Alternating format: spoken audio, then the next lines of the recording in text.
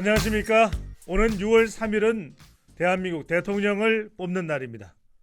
여러분들은 누구를 선택하시겠습니까? 다음 대통령은 대한민국의 정치, 경제, 사회, 문화, 외교, 안보까지 대한민국의 미래와 운명을 결정합니다.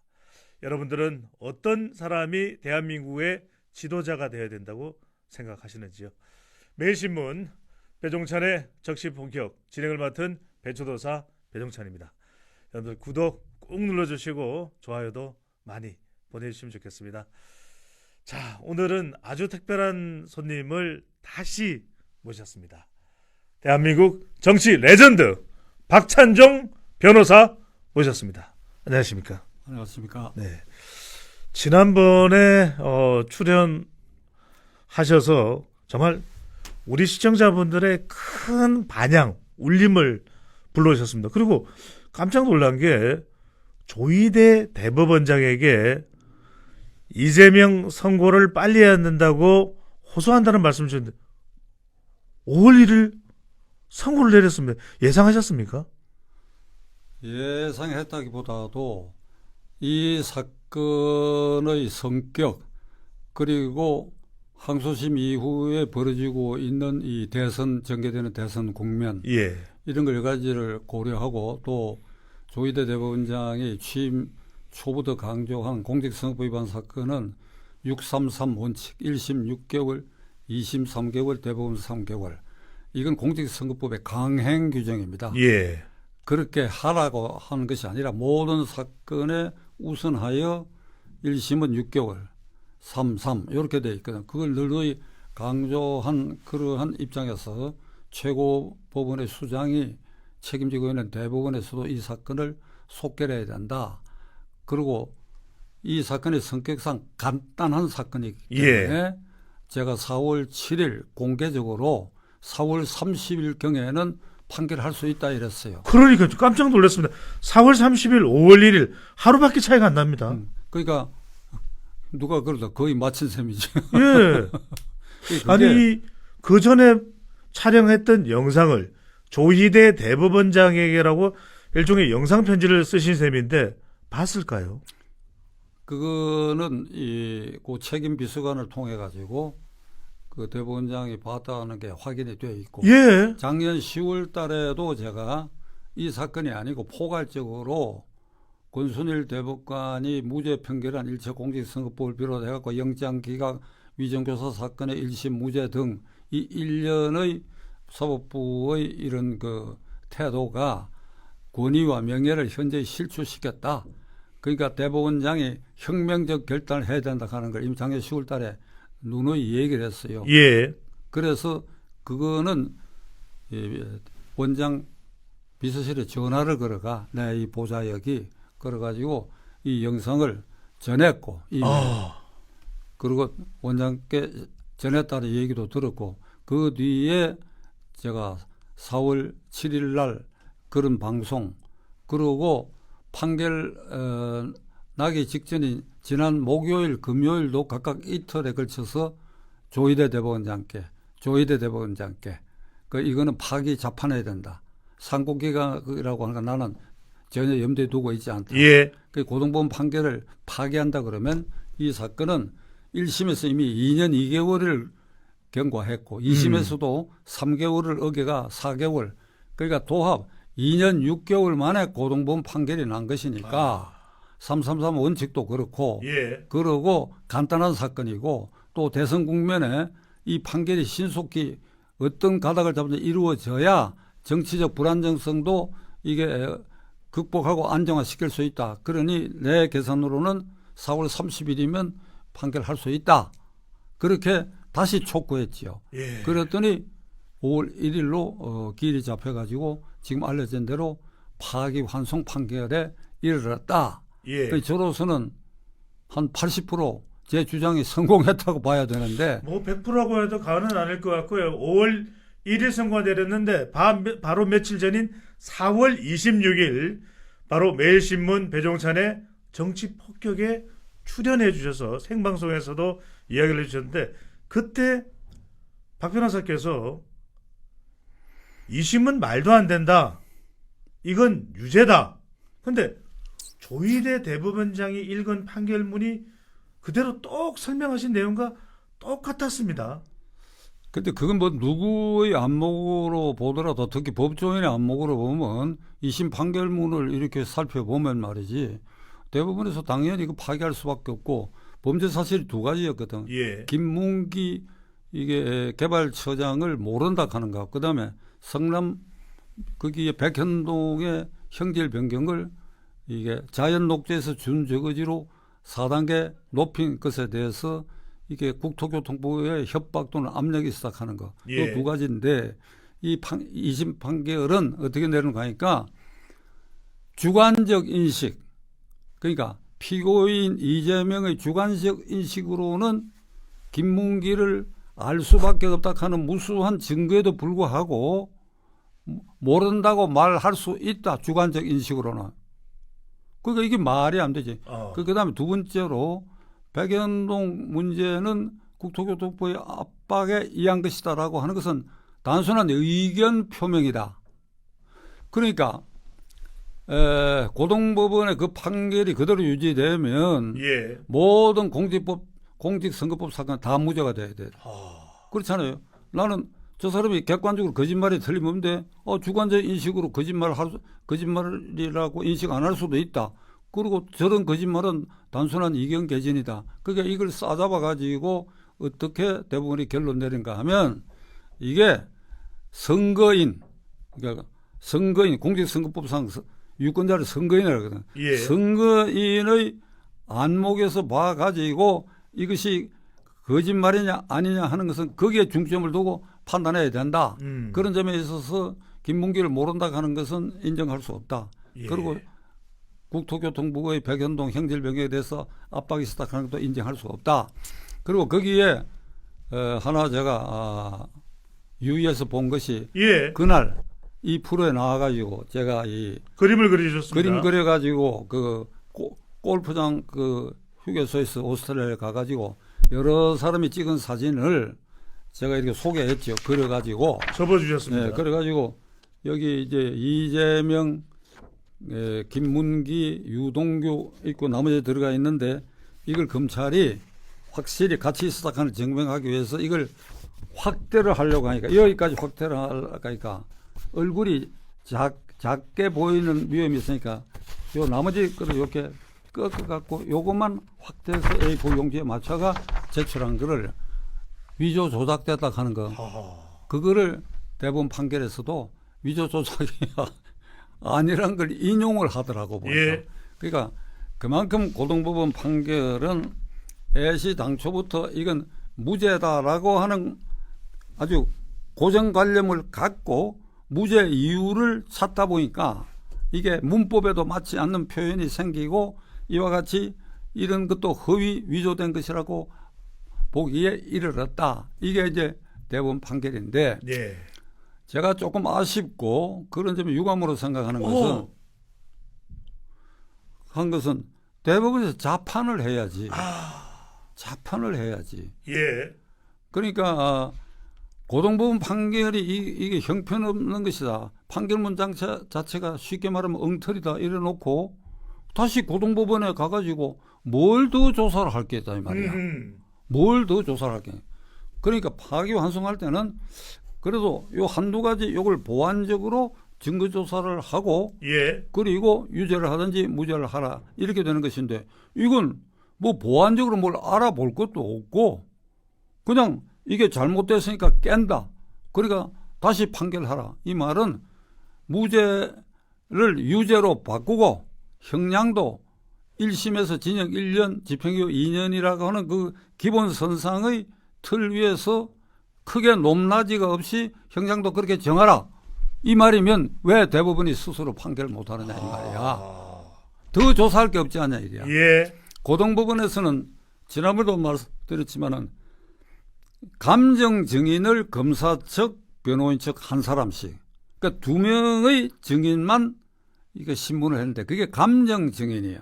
다 법학 전문대학 교수인데 피고인 측, 검사 측. 피고인 측은 나와가지고 이 공직선거법에 해당하지 않는다는 거 주장했고 예. 검사 측은 당연히 해당된다고 주장한 거. 요 증언만 듣고 모든 건 1심 법정에서 현출됐던 그 증거를 기반으로 해가지고 무죄라고 했는데 대법원은 역시 그 1심에서 채택된 그 증거를 기반으로 고등법원에서 감정정인 두 사람 건 그건 뭐 그 별 증거로서의 증명력에 크게 영향을 줄 일이 아니지 않냐 이게. 아하. 사실관계 유무죄에 대해서 크게 영향을 주지 않은 거다 이 말이야. 피고인 측은 뭐 일관되게 무죄라고 주장하는 파이니까. 그러니까 1심에서 현출됐던 그 증거, 예를 들면 이런 사진이 위조 조작됐다는 거, 위조 조작되지 않은 사진을 위조 조작됐다고 하고 이랬으니까 그거를 판단으로 대법원이 이건 무죄가 잘못되고 유죄라고 한다면 스스로 판단해야죠. 스스로 판단해야지. 근데 뭐 이왕 이렇게 됐으니까 뭐라고 뭐 이제 뒷북치는 소리를 계속 할 수도 없고. 예, 예. 저에게 이제 문의가 많은데. 예. 그럼 고등법원에서도 그러면 다시 무죄 판결할 수 있지 않겠느냐? 물론 할 수가 있지. 그러나 그거는 대법원의 판례를 어기는 것이니까 절대 그 가능성은 없다고. 예. 예를 들면 땅과 하늘이 뒤집히는 무슨 정말 증거가 나왔다든지 예. 이러면 모르지만 맨 그 증거라고 판단하는 데는 대법원이 이거는 유죄하라고 했으니까 예.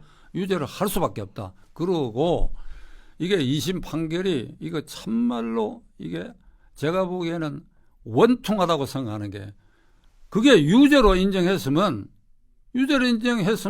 그리고 100만 원 이상 그걸 유죄로 인정하면 100만 원 이상 이 벌금형이 최소한도로 100만 원 이상의 벌금형은 나올 사건이니까. 예. 그렇게 됐으면 이재명의 입후보 자격에 대해서는 이미 그걸로 끝나버린 거야. 그 이렇게 시끄럽지 않다 이게 지금 후폭풍에.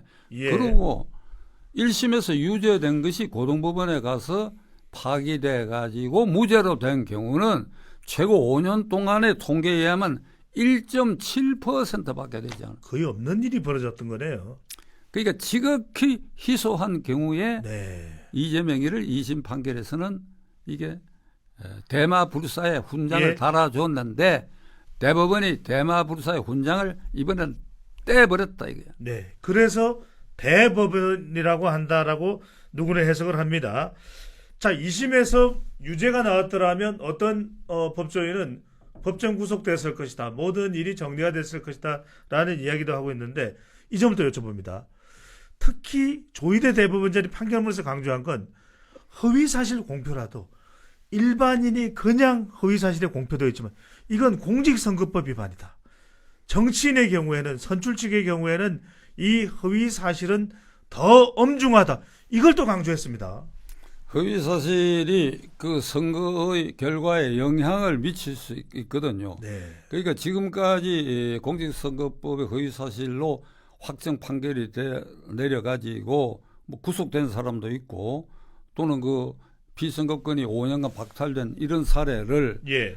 제가 맡아본 일도 있고 제 주변에서 문의해가지고 이 사례를 많이 알고 있는데 이게 이 이재명의 이 허위 사실에 비교한다 그러면 정말 지엽적인 허위 사실에 대해서도 다 자격 상실력이 다 선고돼요. 내가 뭐 시간 관계로 길게 말씀 안 드리겠는데 예. 어떤 건설 회사의 대표이사가 서울시 의원에 입후보해 갖고 당선이 됐는데 상대방이 뭘 트집을 잡았는가 하니까 선거 공보에 이게 회사 대표 홍길동이면 홍길동인 내가 국가로부터 공로 훈장을 받았다. 이렇게 표시를 했거든. 예. 근데 실제로는 회사가 법인에 대해서 훈장을 국가가 표창을 한 거예요. 그러니까 법인하고 개인하고 너 다르지 않느냐. 다르네요. 그러니까 네가 속하고 있는 법인이 받은 것인데 대표이사였다고 해서 네가 훈장 받았다고 어떻게 얘기하느냐. 그게 허위다 이거야. 예. 허위지. 그거 갖고 시의원 자격 박탈돼 버렸어. 판결 나는 순간에.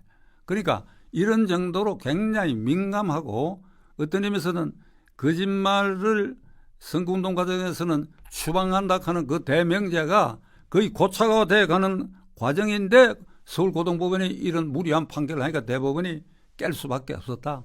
예. 자, 이번에 조희대 대법원의 사법부의 이 결정을 보면은 위법이다가 재판관, 대법관 12명 중에서 10명 위법이 아니다, 무죄다라는 의견이 2명입니다. 10대 2면 박 변호사님 압도적인 거 아닙니까? 압도적이지. 압도적인데 예. 이제 이런 판결을 두고 그 대법관의 성품, 출신, 배경 이런 걸 따지는 게 민망한데 그걸 그 고등법원 판결을 유지해야 된다는 두 사람은 김명수 대법관 시절에 임명돼 가지고 예. 우리법연구회나 국제법연구회 소속이다. 그러니까 그 사람들은 헌법재판관 중에도 그 출신들은 편향되고 이제 뭐 그런 비난을 받고 있는데 뭐 그건 대법관들이 뭐 자유지요. 편결하는데 뭐 그렇게 보는 걸 우리가 어떻게 하겠어요. 그러나 이것은 거의 전원 합의다 이렇게 보면 되죠. 10대2. 근데 이제 이 판결 난 이후에 그 민주당과 이재명 후보지요. 후보와의 예. 그 태도입니다. 반응. 네. 예. 그래서 그 오늘 오전까지도 그 후폭풍에 대해서 민주당의 일대 폭격, 정치 폭격이 아니라 예. 민주당이 대법원에 대한 폭격 이걸 보면 말이죠. 사법부의 대선 개입이라고 이야기를 했습니다. 쿠데타라고 해서 쿠데타. 아. 그러니까 이재명 이 후보는 그 판결 직후에 그 기자들에게 나의 생각과는 전혀 다르다. 그러나 최종 판단은 국민이 할 것이다. 국민이 한다고 얘기했어요. 그건 이제 6.3 선거에 자신이 있다는 표명도 되고 국민이 할 것이다 이랬는데 이 사람 말은 이게 곱씹어 봐야 돼요. 탄핵 반대 또는 찬성 이게 장외에서 격돌했을 때 탄핵 반대 집회에 모이는 인원수가 압도적으로 많았고 그 열기가 더 훨씬 높았거든요. 그러니까 민주당도 긴장하고 이런 분위기 때 이재명 그 당시 대표가 한 말이 있어요. 네. 헌법재판소의 탄핵 결정에 대해서는 이 광장에 집회에 모인 사람들의 그 반대 열기로 결정되는 것이 아니라 재판관이 결정하는 것이다. 재판관이 결정하는 것이다. 그래서 이번에도 대법관이 결정하는 거 아니에요. 오. 그렇죠. 그런데 그때는 재판관이 결정하는 것이니까 너희들 떠들어봐야 소용없다 이렇게 얘기를 했다고. 그러니까 이재명 말은 국민이 심판한다든지 하는 말 또는 헌법재판소가 결정한다라든지 또는 대법관 결정은 믿지 못한다. 국민이 해야 된다든지 하는데 이 국민이란 말을 어떨 때는 여기 갖다 붙이고 또 어떨 때는 여기 갖다 붙이고 또 어떨 때는 헌재를 옹호했다가 대법관들은 또 무시해버리고 예. 이런 말이 오락가락하거든. 아. 그 전혀 신빙성이 없다 이게. 그러니까 이재명이라는 사람의 말은 그 유명한 이 정치적 언어에 이게 족보에 오를 만한 말을 한 게 아마 배 대표도 기억하시겠는데 후보 시절에 경상북도 지역을 방문해 가지고 예. 나는 박근혜 대통령을 존경한다. 아. 전두환 대통령도 상당한 업적이 있는 분이다. 그래서 존경한다. 예. 이랬더니 개딸들이 와글와글 하니까 아 내가 박근혜 전두환 전 대통령을 존경한다고 말했더니 진짜로 참말로 존경하는 줄 알더라. 이게 이재명입니다. 예. 근데 이런 그 성정을 가진 사람이 대통령으로 당선된다. 내가 지금 여기 오면서 택시를 탔는데 65년생이야. 예. 여기 경기도 양주 출신인데 거기서 하는 얘기가 택시 기사분을 말씀하시는 거죠? 예. 네. 택시 기사 예. 지금 오는 동안에 조금 전에 이게 형수하고 통화한 녹음록을 얘기하더라고. 네. 그러니까 이런 형수한테 온갖 욕설을 퍼부었잖아요. 아주 흉측한 말도 했지요. XX를 어떻게 하겠다 이런 말까지 했잖아요. 그러니까 이런 성품을 가진 사람이 대법원에서 실질적으로 유죄 판결이 나는데 어떻게 대통령 후보로 등록해갖고 그래 거기에 표 찍는 사람이 있다고 해갖고 그걸 우리가 인정할 수 있겠냐 이런 말을 합니다. 네. 그러고 이 택시를 타고 오는 동안에 제 측근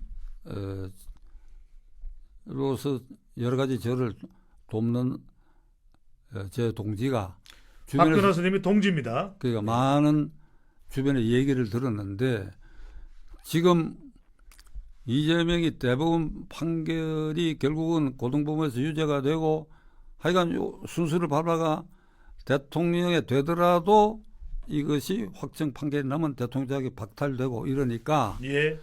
이걸 면하기 위해서 어제 형사소송법 개정안을 발의했어요.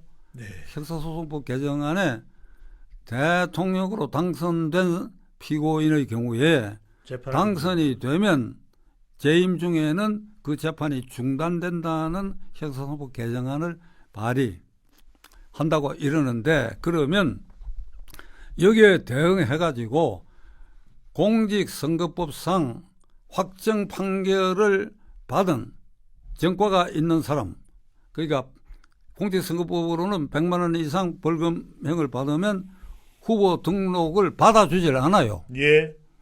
그런데 이건 대법원에서 사실상 유죄를 인정했고 그리고 순서를 밟아도 그게 당선되더라도 유죄로 확정될 가능성이 있으니까 그렇게 되면 국가적 혼란이 오니 이 사람이 후보 등록을 하면 후보 등록을 무효화하는 공직선거법상의 후보 등록 무효 확인 소송을 하고 거기에 따른 가처분 신청을 할 수 없느냐 하는 문의를 한다고 내 동지가 얘기를 해요.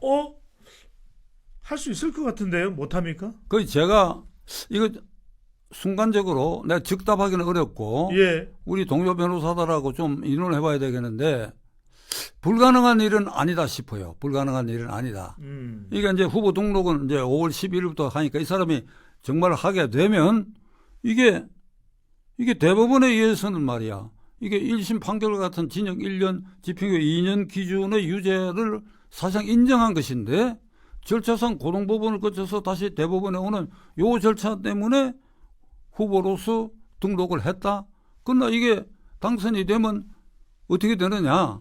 이게 내다 보인다. 그러면 이런 국가적 혼란을 막기 위해서도 이 경우에 후보 등록을 취소하라 하는 가처분 신청을 할 수 있지 않겠느냐. 근데 뭐 거기에는 여러 가지 이제 판단이 필요한 것인데 된다 하더라도 과연 하는 것이 그것이 뭐 옳은 것이냐 뭐 이런 점이 있는데 자관 그런 논의까지가 있다 이거. 그리고 이재명 대표는 아까 말한 것처럼 대법관이 판결하는 한 것은 결국 최종적으로 국민이 심판한다고 이렇게까지 해서 대법원 판결도 무시해버리고 그랬는데 민주당의 강경파들 행태를 보면 김병기 의원이라고 출신 구역이 어딘지 모르겠는데 즉각 이런 걸 페이스북에 올려가 한 달만 기다려라 손볼 것이다. 그래요. 네. 바로 그 얘기입니다. 대법원이 입법 행정권까지 장악하여 헌법 질서를 무너뜨리고 있다. 어디 두고 보자. 그 제목은 원래가 이것들이 이런 짓을 하느냐. 한 달만 기다려봐라. 그랬는데 그 약간 순화를 시켰지만은 결국 같은 내용이에요. 네. 이것은 제가 보기에 이게 망발이라도 보통 망발이 아닌데 이게 죄가 되느냐. 그러한 일이 이것들 두고 보자. 한 달만 기다려라. 이 말이 형법상 죄가 되느냐고 누가 묻길래 된다고 그랬어 제가. 협박죄. 공무 집행 방해죄에 해당. 직무를 집행하는 공무원에 대해서 협박 폭행한 경우에 이게 해당해. 직무를 집행하는 공무원인 대법원장과 대법관들에 대해서 이 판결에 불만을 품고 어디 두고 보자. 예. 한 달 뒤에 보자. 이재명이 당선되면 너희들 탄핵한다. 제적 과반수면 탄핵할 수 있거든요. 대법원장. 탄핵한다. 그럼 이 이상으로 협박이 어디 있나요? 네. 그런데 오늘 아침 뉴스를 보니까 대법원장과 대법관 탄핵해야 된다는 목소리가 나오기 시작했고 그 다음에 민주당이 지금 꿍꿍이 속 중에 하나는 공직선거법 개정안을 내가지고 허위사실 공표 조항을 삭제해버리는 거예요. 이게 고등법원 하여간 형식상 진행 중에 또는 이재명이가 당선 전이라 하더라도 이게 통과되면 물론 대통령 권한대행이 거부권 행사하겠지만 만일 이게 통과되면 어찌 되느냐? 이재명이 당선된 후에 이게 통과되면 거부권 행사 안 할 것이고 그러면 공소기각 판결을 내리게 돼. 하하. 그러니까 백지화 될 뿐 아니라 지금 계류 중에 있는 공직선거법 위반 피고인 모두에게 예.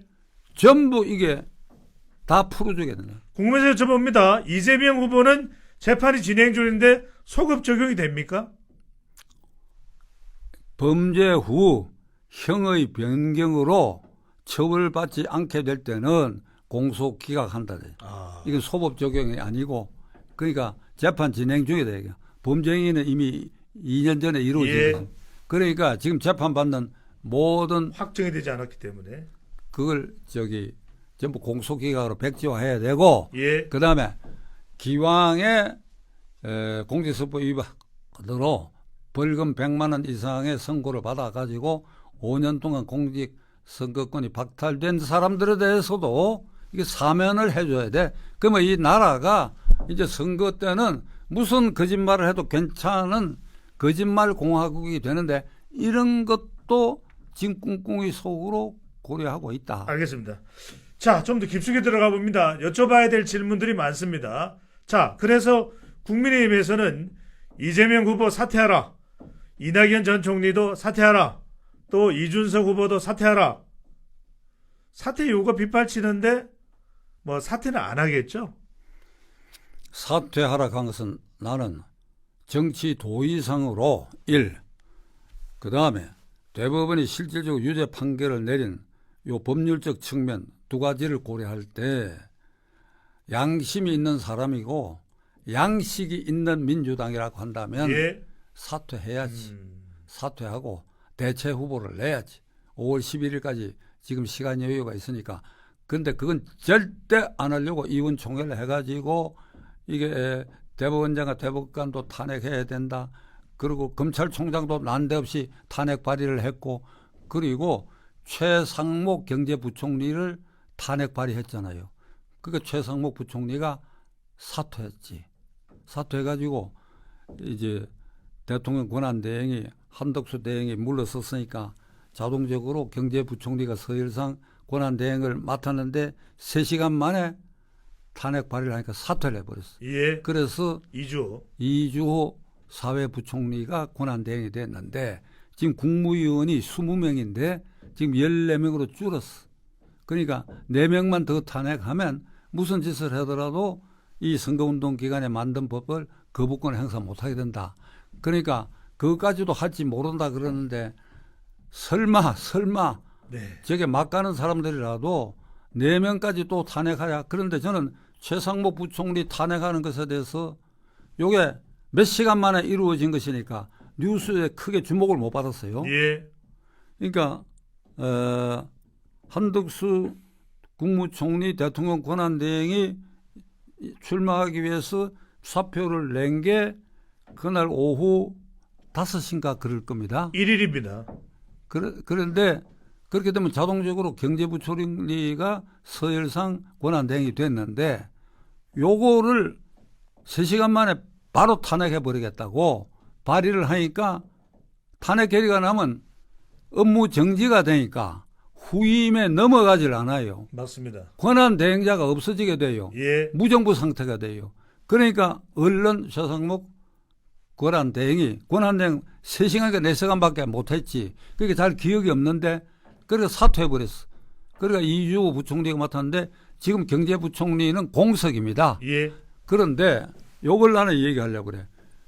경제부총리 최상목이 어떤 일을 했느냐. 지난주일에 미국에 가가지고 통상 관련 트럼프의 통상 이른바 압력과 관계돼서 관계장관 미국 측 장관하고 협의를 해가지고 한국은 어느 정도 보호를 받을 수 있다라고는 얼개를 만들어가 귀국한 게 어제 그저께야. 2+2 협의를 했습니다. 그렇지. 네. 그렇게 해가지고 이 선거운동 기간에도 그나마 경제부총리 최상목이라는 사람이 이 우리 경제를 지키고 통상 관련 협상도 좀 지켜내고 예. 단기간이지만 이 수문장 역할을 하는 사람까지 이게 대법원의 이 판결에 대한 보복적 차원에서 이런 식으로 탄핵을 발휘해갖고 후퇴를 시키니 예. 이 사람들은 나라도 국민도 없느냐, 경제도 외교도 안보도 없느냐, 나는 이 점에 있어서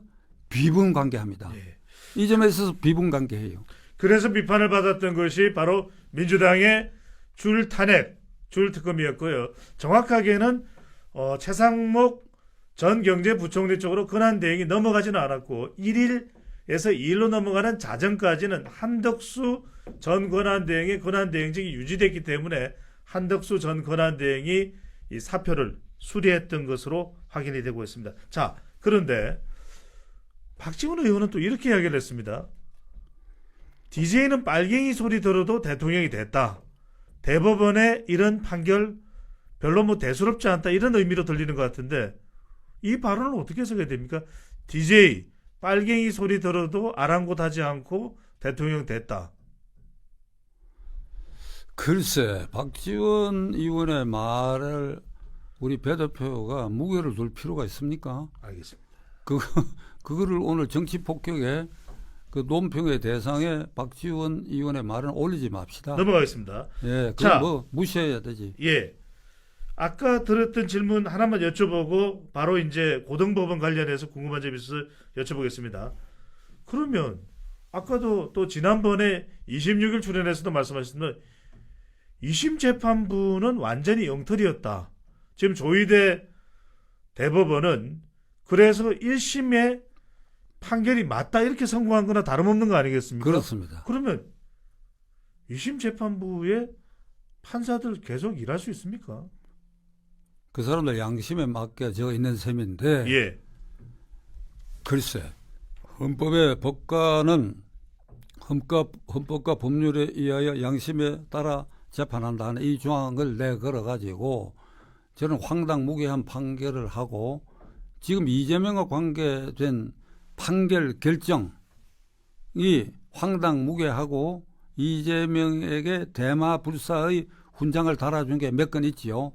이게 이번에 문제된 것은 2차 공직선거법 위반이고 1차 공직선거법 위반은 경기지사 선거 때의 토론 과정에서 자기 친형을 정신병원에 강제 입원시켰다. 예. 그랬느냐? 아니다. 이게 허위사실이다. 이래가 기소됐는데 1심에서 최창훈 부장판사가 무죄 판결했고 예. 2심에서 유죄를 했어. 그런데 대법원에 가 권순일 대법관이 분명히 로비를 당했죠. 다 근거가 있으니까 변호사법 위반으로 지금 불구속 기소가 돼 있고 50억 클럽의 수사를 받고 있는데 그 1심 최창훈 부장판사도 180억을 김만배 대장동의 주범 이재명과 공범 관계에 있는 김만배가 180억을 투하했다 하는 게 법정에서 증언으로 유동규 증인의 입으로 이 말까지 나왔다. 그래가 자관 이건 막 냄새가 풀풀풀 나는 거예요. 예, 법정 정언입니다. 네. 아이, 그럼요. 그러니까 이거 훈장을 달아가 정치적으로 살아나서 지금 나라를 이 꼴로 몰고 가고 있고, 두 번째로는 위정교사 사건을 1심에서 위정한 사람은 유죄고 시킨 사람 이재명은 무죄라고 지난번 말씀드렸죠. 예. 여기 이제 고등법원에 가 있고, 그 다음에 구속영장 기각은 지난번 말씀드렸지요. 이유가 닿질 않아. 2020년 9월 20일에 국회가 체포동의안에 가결했어. 이걸 등에 업은 유창훈 부장판사라는 이걸 영장을 기각했어. 그때 구속됐다 하더라도 지금 이런 이 혼란은 막아질 것이다.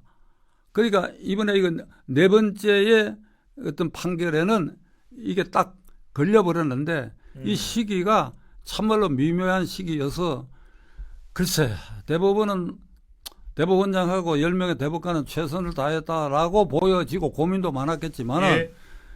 이왕이면 또 이 얘기를 이렇게 얘기할 수밖에. 아이고 왜 파기 재판을 못했느냐 이게. 아하. 아무리 반발하더라도 판결해버리면 그만이지 뭘 그래요. 그렇지 않습니까? 예. 탄핵 때 어떻게 했어요? 반대 열기가 그냥 대단해갖고 이게 인용하는 판결 나면 나라가 뒤집혀진다 그랬는데 뒤집혀졌습니까? 그렇게 결정을 해버리니까 그게 뭐 그냥 받아들인다기보다도 그걸 그대로 그렇게 흘러갈 수밖에 없다. 이번에도 대부분 그렇게 했다고 한다면 지금 조용해졌을 거예요. 네. 박 변호사님, 그런데 민주당은 법원 행정처장을 국회로 불려내서 이번 대법원 유죄 취지 파기환송 선고에 대해서 7만 쪽 분량의 자료를 전달했느냐 안 했느냐, 이게 중요한 겁니까 어떻습니까? 그걸 물어봤습니다. 7만 쪽 분량의 자료를 전달했느냐 안 했느냐. 그러니까 이제 주로 이제 1심에서 증인이 수십 명이 나오다 보니까 이제 100장 묶음씩 한 700권 되는 모양인데 7만 장이라고 얘기하니까 그러면 이제 이게 이 리어카 같은 거 비싼데 이래가지고 네. 실고 고등법원에서 대법원에 가요. 그걸 처음부터 끝까지 안 봐도 되는 것이 같은 증인의 같은 취지가 반복되는 거는 그건 넘어갑니다. 예. 그러니까 이런 거 기초조사를 재판 연구관들이 빈틈없이 해요. 그러니까 이런 증인은 이런 취지로 얘기했다. 그리고 대법관 자신이 의심스러울 때는 그 기록도 다 봐요. 그러니까 7만 쪽이건 70만 쪽이건 안 봤다 하는 건 생터집 잡는 소리고 예. 그렇습니다. 그리고 대법원은 어디까지나 법률심입니다. 법률심. 네. 자, 그런데 지금 박 변호사님 보도 나온 걸 보면 2월 15일이 파기환송 재판 첫 번째 재판입니다. 지금 보도 나온 걸 보면 6월 3일 투표일 중에 양형 선고를 할 수 있다라는 지금 보도도 나옵니다. 가능한 일입니까? 못할 바는 아니지. 네. 가능한 일이죠. 가능하지만은 고등법원 그 심리에 일단 어깃장 놓을 가능성이 있지. 저게 예를 들면 뭐 재판관 그러니까 법관 기피 신청을 한다라든지 기일 변경 신청을 한다라든지 소환했는데 불출석한다라든지 이제 이런 게 반복될 수 있는데 예. 피고인이 두 번째 소환에 불응하면 피고인 없이 재판할 수 있는데 그날이 첫 길이란 말이야. 15일. 그 불출석했다. 그럼 두 번째 뭐 사흘 뒤에 또 한다. 뭐 이렇게 해갖고 6월 3일 이전에 판결이라고 하는 게 여기 형식상 형사소송 절차로 불가능한 일이 아닌데 예. 그 실제로 물리적으로 가능하겠냐 한 데는 약간의 주저함이 있어. 제가 보기에는. 네. 그러니까 결국은 6월 3일 이전에 고등법원 판결이 난다 하더라도 그 다시 또 대법원에 올라가 최종적으로 또 판결을 해야 되니까 그 대법원 판결은 아주 형식적이죠. 뭐 변론 길도 물론 대법원은 변론을 하지 않지만은 올라오자마자 그 다음 날 좀 오케이 해버리면 말이야. 그만인데 그게 6월 3일 이전까지 이게 소송 절차상으로는 다 맞추어 이루어지기는 어려울 것이다. 예. 저는 그렇게 봐요. 불가능한 것은 아니지만 어려울 것이다. 지금 보도 나오는 것을 보면은 5월 15일이 첫 재판인데 6월 3일 투표일 전에 양형 선고가 내려질 수도 있다는 보도는 나오고 있습니다. 자, 그래서 중요한 것이 지금 민주당이 형사소송법 개정을 해서 대통령이 되면은 그 대통령에 대해서는 형사재판을 중지한다. 이걸 이제 통과시키려고 하는데 지금 중요한 건 헌법 84조입니다. 자, 이 부분은 아주 국민 여론까지 결부돼서 중요할 수 있습니다. 국민들은 끝까지 재판을 받아야 된다. 상당히 누군가가 당선되더라도 불안해질 수밖에 없는 그런 상황인데 또 인정과 승복을 못할 가능성도 있는데 이 점 어떻게 보시는지요? 그건 헌법에 위반되죠. 형사소송법에 그런 조항이 들어가면 헌법에 위반돼. 헌법 규정은 이게 형사사건의 피고인이 재판 진행 중에 대통령 당선돼도 그 재판은 계속된다는 취지가 명시적으로 들어가 있기 때문에 이거를 헌법 아닌 하위 법률인 형사소송법에서 이걸 중단한다고 하는 것은 위헌인 법이에요. 그러니까 이게 대통령 권한 대행 체제에서 저쪽에서 의석수가 많으니까 통과시키더라도 권한 대행이 이건 거부권 행사하게 될 것이고 그러니까 이제 무서운 거는 두려운 거는 이재명이가 대통령 되면 그 법안을 통과시켰을 때 대통령이 거부권 행사 안 할 거예요. 그러면 그걸 다투는 사람은 다시 헌법재판소에 이건 위헌 법률이라고 이렇게 다투면 헌법재판소는 이미 이재명이가 장악하고 있지 않냐 이거야. 그러니까 6월 3일 대선 이래 이재명에 대한 이게 진정한 최종 마무리 싹쓸이 심판은 이재명을 낙선시키는 것이다. 그걸로 모든 걸 끝낸다. 네. 박찬정 변호사께서 의견을 주셨고요. 자, 그래서 여쭤봅니다. 많은 분들이 궁금해하는 부분입니다. 자, 헌법 대법원에서 조희대 대법원장의 선고 결과를 보면은 대법관 12명 중 10명은 미법하다, 유죄, 찬성, 2명은 반대. 자, 그렇다면 명예 대법원장인 박찬종 변호사께서 보실 때는 이번 대법원의 판결문의 취지를 볼 때는 고등법원에서 어떤 판결이 내려질 것으로 보시는지요? 지금 민주당에서는 80만 원이 나올 것이다 이렇게 이야기를 하곤 했습니다만 터무니없는 주장이. 네. 그러니까 파기환송 유죄로 파기환송할 때는 고등법원이 무죄를 했으니까 1심 유죄 판결을 연장선상에서 고등법원도 존중해야 돼요. 아까 말씀드린 것처럼 증거법상으로 1심과 2심에 걸쳐서 전혀 나타나지 않았던 증거.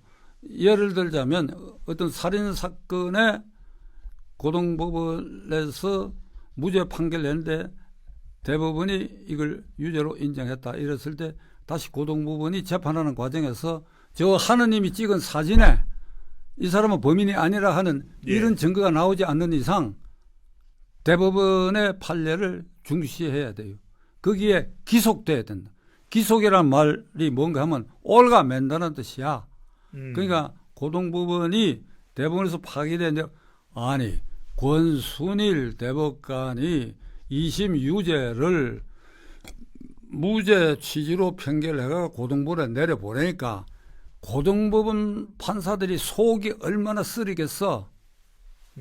그걸 감정을 직접적으로 표현하면 이 뭐 X 같은 짓들이야 이런 생각이 있지만은 대법원에서 그렇게 내려오니까 그 기속된다고. 그래갖고 무죄 판결했지. 그게 어떻게 합니까?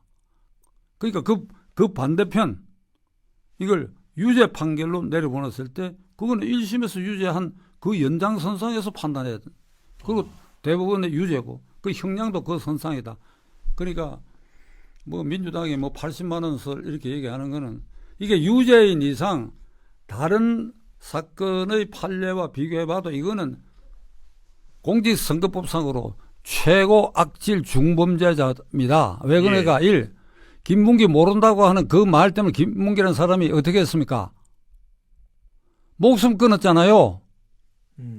김문기 자살했습니다. 모른다고 하니까. 그러니까 김문기를 안다고 할 수가 없는 것이 이재명 입장에서는 김문기가 대장동 사건의 공범의 하나거든. 왜냐하면 실무자였기 때문에. 그러니까 시장에게 늘 결제받은 사람이라면 이게 다 공범이고 공범이면 시장이 우두머리 공범 아니에요. 그런데 자기를 모른다고 하는 거 보면 야 이거 참 큰일 났구나.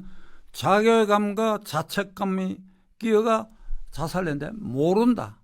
그 사람 발인식에도 안 갔어. 발인식이 그게 4년 전인가 그 크리스마스 이브 때 그날 발인식을 했어요. 그런데 이재명 부부가 산타크로스 복장을 해갖고 무슨 유치원에 그 행사에 나서 뭐 찬송가 부르고 춤도 추고 그랬다는 거 아닙니까? 그러니까 이 사람은 인성이 제로야. 김봉기 모른다 이게. 그다음에 유한기라고는 이 성남도시개발공사 사장이었던 사람이 또 수사 받던 중에 목숨을 꺼내니까 물어보니까 그 사람 죽은 거하고 나하고 무슨 관계가 있느냐. 이런 식으로 지금 6명이 죽었습니다.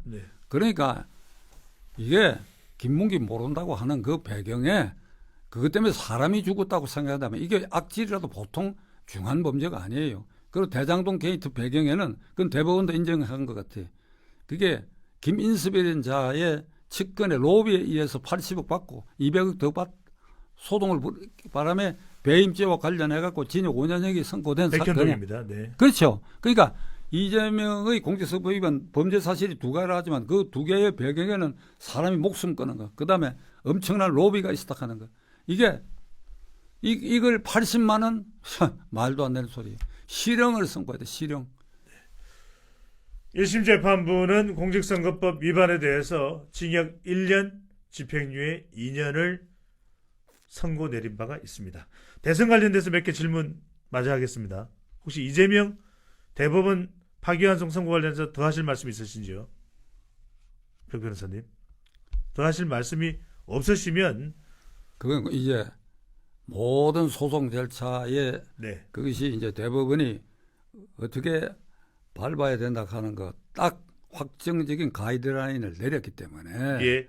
이게 뭐 형사소법 개정해가 대통령 당선자 소송 중단하든지 하는 뭐 그런 일이 생길지도 모르겠으나 결국은 이 하늘이 판단할 거예요. 하늘이 누구냐? 천심이 민심이야. 민심이 이런데도 6월 3일 이재명이가 대통령이 된다. 그러면 이게 나는 대한민국 하지 말자 소리야. 대한민국 하지 말자. 알겠습니다. 자, 이번 대선에 주목하는 사람이 있습니다. 바로 이재명 민주당 후보가 유죄 취지의 대법원 파기환송심을 선고받은 날 1시간여 뒤에 한덕수 전 대행이 대선 출마를 선언했습니다. 자, 한덕수 전 대행, 한덕수 후보입니다. 이제 한덕수 후보의 출마, 경기고등학교 서울대 경제학과 선배이십니다. 박찬종 변호사께서는 어떻게 평가하십니까? 같은 학교 내가 9년쯤 먼저 나왔는데 만난 일이 없어요. 예.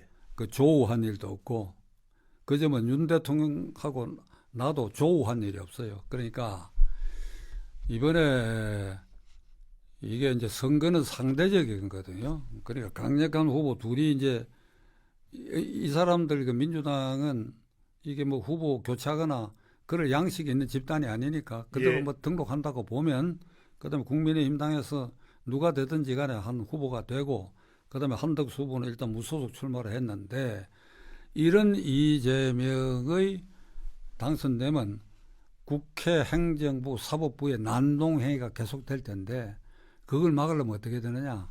이쪽이 대연합을 해야 되는. 나는 단일화라는 용어는 적절치 않다고 봐. 단일화라는 말은 이게 자유수호 세력. 저는 이걸 말이죠. 우리 정치 폭격 시간에 이걸 분명히 내 입장을 밝히려고 하는데 말씀해 주십시오. 진보 보수란 말 우리 쓰면 안 됩니다. 민주당이 진보 정당입니까? 그리고 국민의힘당이 보수 정당입니까? 이게 보수가 정립이 안 돼 있어요. 보수 정립이 되어 있다고 하려면 현재 우리 헌법 질서와 체제가 상당히 공고화돼 있어야 그걸 지키는 것이 보수고 거기에 정책적 차이를 두고 차별화하는 세력이 있다 그러면 막 그 진보다 이렇게 불러줄 수 있는데 지금 우리 헌법 체제가 이게 견고하게 질서 안 잡힌 건 지금 우리가 눈앞에 보고 있지 않습니까? 예.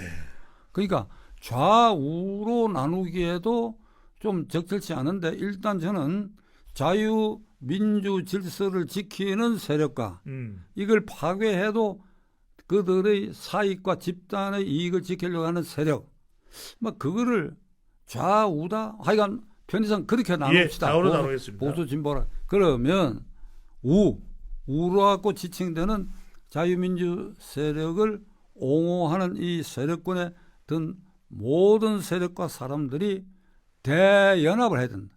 단일화라 그러면 하나만 세우고 나머지는 이게 뒷장으로 물러서는 인상을 주는데 예를 들면 국민의힘당 선출된 후보하고 유력한 한덕수 후보하고 어떤 방법으로든지 간에 이게 그중에 한 사람을 자유수 우파 세력의 후보로 내세울 때 거기에 탈락한 사람은 단일화라는 이름을 쓰면 떨어져 나가버린.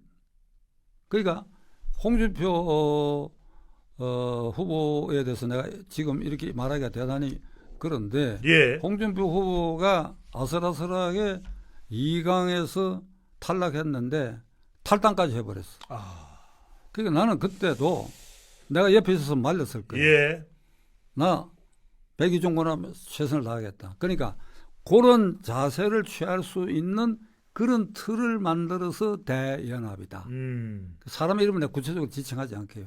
이렇게 해서 이거 도저히 민주당 세력 이재명 후보를 대통령 되는 걸 용납할 수 없다 하는 부동층의 표심을 공략하는 방법은 이쪽이 대연합으로 좋은 모습을 보이면 엄청난 차이로 이재명을 꺾을 수 있다. 저는 그렇게 생각합니다. 네. 자, 이재명 후보에 대한 조희대 대법원의 유죄 취지 파기환송에 대한 배경, 그리고 앞으로의 고등법원 선고까지 자세한 내용 알아봤고요. 또 보수 대연합이 왜 중요한지에 대한 이야기도 또 추가적으로 해주셨습니다. 끝으로 오늘 뭐 좀 하시고 싶은 말씀, 못한 말씀 있으면 마지막으로 한 말씀 부탁드립니다. 결국은 국민이다. 결국은 국민이다. 사법정의 세우는 것도 그렇고 올곧은 대통령을 뽑아내는 것도 그렇고 결국은 국민이다. 국민이 헌법상 제1기관이다. 헌법 1조 2항 대한민국의 주권은 국민에게 있고 모든 권력은 국민으로부터 나온다. 지금의 국회의원, 대통령, 지금 대통령 후보 이 사람들도 다 국민이 뽑은 거예요. 국민이 뽑았는데 정치를 이 꼴이 되고 말았다. 그러면 크게 보면 헌법상 제1기관인 국민의 우리 책임이다. 그런데 국민이 어느 순간에 일시에 모일 수가 없어. 민주당은 의원총회를 해갖고 막 되는 소리 안 되는 소리 막 가는 소리를 퍼부어대고 그 국민의힘당도 대응을 그렇게 신속히 할 수 있지만 국민이라는 헌법기관은 한꺼번에 모일 수가 없다. 그 모이는데 시간도 걸리고 또 그 정보 전달하다가 이걸 서로 의견을 합치는데 시간이 걸린다. 그러나 6월 3일까지 시간이 충분하니까 잘 추이를 보셔가지고 그날 국민이 책임지는 투표를 할 수밖에 없다. 이 말씀을 드리려고. 알겠습니다. 시청자 여러분, 국민 여러분, 또 해외 동포 여러분, 여러분들은 어떤 지도자를 6월 3일 선택하시겠습니까? 대한민국은 백척간두에 서 있다고 이야기를 합니다. 정치, 경제, 사회, 문화, 외교, 안보, 관세 뭐 하나 시원하게 해결한 문제는 없습니다. 7공화국 개헌을 할 수 있을지도 주목받고 있습니다. 여러분들은 어떤 대통령을 선택하겠습니까? 매일신문 배종찬의 정치폭격, 여러분들 구독 꾹 눌러주시고요. 좋아요도 많이 보내주시면 좋겠습니다. 지금까지 아주 특별한 손님과 함께했습니다. 정치 레전드 박찬종 변호사와 함께했습니다. 오늘 말씀 고맙습니다. 감사합니다.